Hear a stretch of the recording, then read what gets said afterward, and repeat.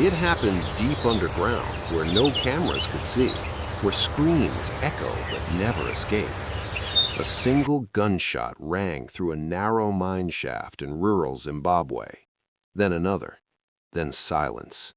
Minutes later, one man would be dead. Another would be bleeding. And the man holding the gun would say, "I was defending my life." But the courts would later ask a haunting question. Can you really call it self-defense when the other men were running away? Stay with this story, because what happened next would divide a community, test the limits of self-defense law, and end with a 30-year prison sentence that shocked many Zimbabweans. Zimbabwe is a mining community like many others in Zimbabwe.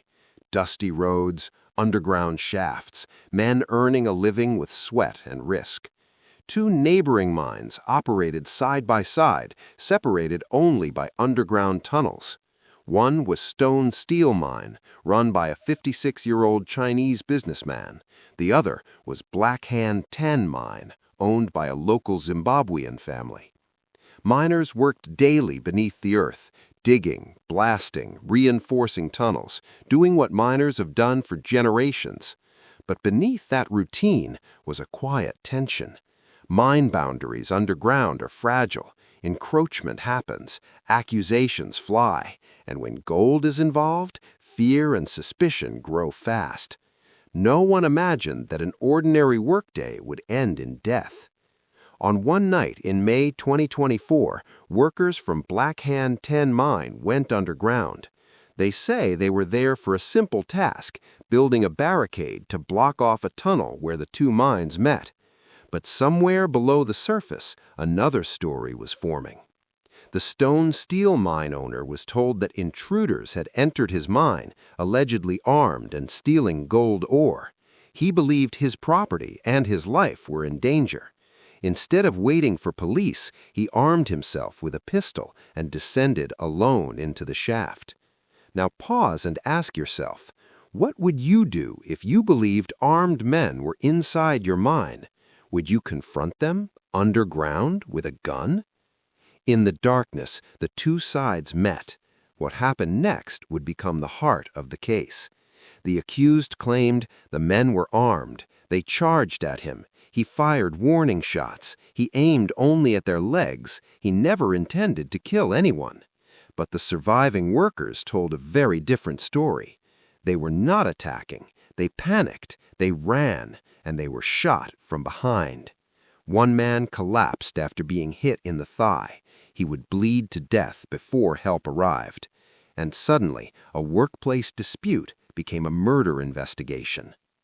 When the case reached court, the stakes were enormous. The defense argued there was no intention to kill. Shooting at the legs proves restraint. Fear clouded judgment. At worst, this was negligence, not murder. The prosecution pushed back hard. A gun is a lethal weapon, especially underground. Shooting fleeing people destroys any self-defense claim. You don't need to aim at the head to foresee death. This was reckless, disproportionate force. The courtroom tension centered on one legal question. If you fire a gun knowing someone might die, even if you hope they won't, are you still guilty of murder? Witnesses testified. Medical reports were examined. Judges analyzed bullet trajectories, fear, reasonableness, and proportionality. The court slowed everything down. Every word mattered. Every second stretched. And then came the judgment. The courts were clear. The shooting was not self-defense. The men were fleeing, not attacking. The use of a firearm in a narrow mine shaft carried a real risk of death. Even though the fatal shot struck the leg, the accused had foreseen the possibility of death and proceeded anyway. That, the Supreme Court ruled, was murder. The final outcome? Conviction for murder upheld. Conviction for attempted murder upheld. 30 years in prison confirmed. The appeal dismissed in full. The message was unmistakable.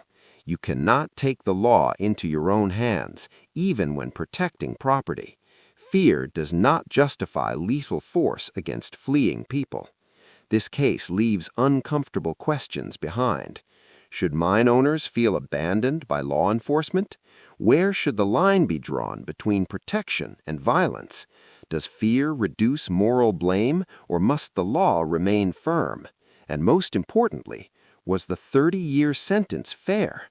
What should communities do when disputes escalate underground? This wasn't just a legal case, it was a warning, a lesson, and a mirror reflecting the dangers of fear, power, and firearms. If this case made you think, if it challenged how you view self-defense and justice, like the video, comment your opinion, subscribe for more Zimbabwean court cases explained through powerful storytelling. Because behind every judgment, there is a human story waiting to be told.